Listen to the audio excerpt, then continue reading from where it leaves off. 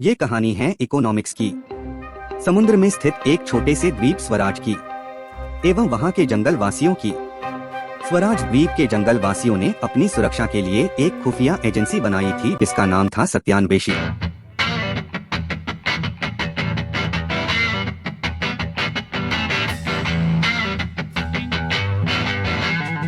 ये बात है 28 दिसंबर 1992 की। सुबह 7 बजे सत्यान्वेषी के बॉस और वहाँ के कबीले के सरदार भोलाराम स्वराज की सुरक्षा के लिए एक वार्ता कर रहे थे।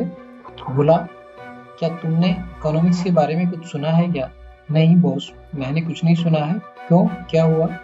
भोला, मैंने सुना है economics run this world. Boss, यदि इकोनॉमिक्स इस संसार को चलाता है तो यह हमारे लिए खतरा हो सकता है। Bhola, we need to find economics. Boss, हम इकोनॉमिक्स को फाइंड करने का केस रॉकी को दे सकते हैं। भोला, रॉकी केजीएफ के असाइनमेंट में बिजी होगा। ऐसा करो, विक्की को कॉल लगाओ। Train train train train. Vicky, तुम्हें एक नया असाइनमेंट दिया जा रहा है, मिशन इकोनॉमिक्स। इकोनॉमिक्स एक बहुत ही खतरनाक इंसान है और यह स्वराज द्वीप के लिए खतरा हो सकता है। So find him at any cost. Boss, मुझे सुबह से इन वीडियो के लिए चारा तो नहीं मिल रहा है। मैं इकोनॉमिक्स को कहाँ से ढूंढूंगा? Vicky, don't make excuses. Get ready for your mission, that is mission economics. Okay boss, as you wish. Boss, मैंने काफी रिसर्च के बाद इकोनॉमिक्स के बारे में कुछ पता किया है। विक्की, क्या पता किया है? Boss, this man is Adam Smith and he is the father of economics. He wrote a book in 1776. The name of the book was An Inquiry into Nature and Causes of Wealth of Nations. He believes that economics is the science of wealth. अर्थात संपत्ति की study ही economics है।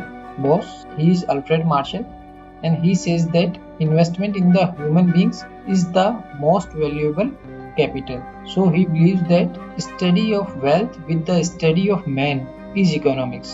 Wealth के साथ साथ में man अर्थात इंसान की स्टडी ही इकोनॉमिक्स है। बॉस, ये लियोनल रॉबिन्स है और इनका मानना था कि इंसान के पास में उपलब्ध सीमित संसाधन अर्थात स्केर्स मीन्स जिनका की अलग अलग उपयोग हो सकता है, इन सीमित संसाधनों का इंसान अपनी आवश्यकताओं और इच्छाओं को पूर्ण करने के लिए विवेकपूर्ण और ऑप्टिमल उपयोग करे। इसके लिए इंसान का जो बिहेवियर की स्टडी है वही इकोनॉमिक्स है। In English, we can say that economics is the science which studies human behavior as relationship between ends or wants and scarce means which have alternative uses. Vicky, what do you mean by scarcity? Boss, यदि किसी जगह पर पानी कम है और वहाँ लोग ज्यादा हैं, तब हम कहेंगे कि वहाँ पानी की सप्लाई कम है और डिमांड ज्यादा है। तब हम कह सकते हैं कि वहाँ पानी की स्केर्सिटी है। लेकिन इसका यह मतलब कतई नहीं है कि कोई भी वस्तु जो कम मात्रा में है वो स्केर्स है। अगर कोई वस्तु कम मात्रा में है लेकिन उसकी डिमांड नहीं है, then it is not scarce. So scarcity depends on the supply and demand. Vicky, efficiency से क्या मतलब है? बॉस, इफिशियंसी का मतलब है सोसाइटी के रिसोर्सेज का जनता की आवश्यकताओं एवं इच्छाओं को पूर्ण करने के लिए सर्वोत्तम तरीके से उपयोग करना। जैसे कि किसी वस्तु की लागत को कम करना और क्वालिटी को बढ़ाना इफिशियंसी है।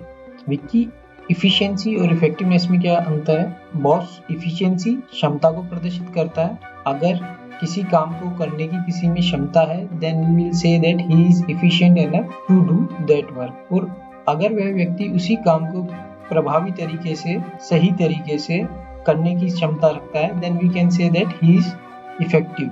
सो efficiency is doing things right and effectiveness is doing the right things.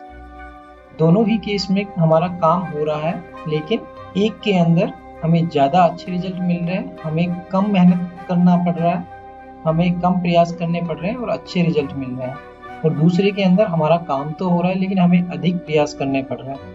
जैसा कि आप देख रहे हैं, इन क्यूब्स को सरकाने के लिए हमें ज्यादा मेहनत करनी पड़ रही है और जो व्यक्ति उस बॉल को सरका रहा है उसे बहुत ही कम एफर्ट के अंदर अपने गंतव्य स्थान पर उस बॉल को वो पहुंचा देगा। बॉस, ये है John Maynard Keynes. He gave the modern definition of economics. इनके अनुसार इकोनॉमिक्स सीमित संसाधनों का सर्वोत्तम उपयोग एवं इसके साथ साथ में इससे होने वाली आय और रोजगार की स्टडी भी इकोनॉमिक्स है। अर्थात सीमित संसाधनों का उपयोग करते हुए आय और रोजगार पर क्या प्रभाव पड़ता है, इसका स्टडी करना भी इकोनॉमिक्स है। इनका मानना था कि इकोनॉमिक ग्रोथ और इकोनॉमिक स्टेबिलिटी इकोनॉमिक्स के एक महत्वपूर्ण भाग है। इनको मैक्रो इकोनॉमिक्स का फादर भी कहा जाता है। इकोनॉमिक्स की दो ब्रांचें होती है, माइक्रो और मैक्रो। माइक्रो के फादर एडम स्मिथ कहलाते हैं और मैक्रो के फादर जॉन मैन्यार्ड केन्स। अब हम रिवीजन करते हैं। हमने देखा कि इकोनॉमिक्स की 3 थ्योरी है।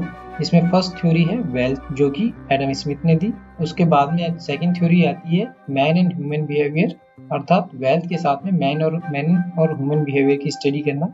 ये दोनों थ्योरीज मिलकर ट्रेडिशनल और अर्ली थ्योरीज कहलाती हैं। जो थर्ड थ्योरीज है वो है इनकम और एम्प्लॉयमेंट की थ्योरीज, अर्थात फर्स्ट दो थ्योरी के साथ में इनकम और एम्प्लॉयमेंट को ऐड कर दें तो अपनी थर्ड थ्योरी का उद्भव होता है, जिसे हम मॉडर्न थ्योरी कहते हैं। विक्की, तुमने और क्या पता किया? बॉस, मुझे पता चला है इकोनॉमिक्स के अलावा गॉड भी है जो इस संसार को चलाता है। मुझे लगता है ये दोनों मिले हुए हैं और एक ही गैंग से हैं। So Vicky, find everything about god. Anyway, what is your next plan? Boss, सुबह से भेड़ों को चारा तो नहीं किया है, अब उन्हें पानी पिलाने का टाइम हो गया है।